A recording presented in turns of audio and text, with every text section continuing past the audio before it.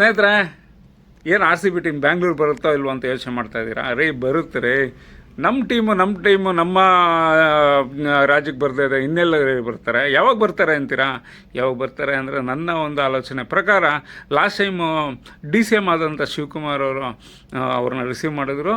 ಈಗ ಇನ್ನೊಂದು 2-3 ದಿವಸದಲ್ಲಿ CM ಆಗ್ತಾರೆ. ಸೊ CM ಆದ್ರ ನಂತರ ಅವರೇ ಒಂದು ವೆಲ್ಕಮ್ ಮಾಡಿ ಕರ್ಕೊಂಬರ್ತಾರೆ ಅಂತ ಅಂದ್ಕೊಂಡಿದ್ದೀನಿ. ಯಾಕಂದರೆ CM ಅವ್ರ ಜೊತೆಗೆ CM ಬಂದು ರಿಸೀವ್ ಮಾಡಿದ್ರು ಅಂತ ಒಂದು ಹೆಸರು ಕೂಡ ಇರುತ್ತೆ. ಹಾಗೂ ಹಿಂದೆ ಆದಂಥ ಒಂದು ಘಟನೆ ಕೂಡ ಮತ್ತೆ ಆಗದೇ ಇರಲಿ ಅಂತ ಒಂದು ಆಗದೇ ಇರೋವಂಥ ಒಂದು ವ್ಯವಸ್ಥೆಗಳನ್ನ ಮಾಡ್ಕೊತಾರೆ.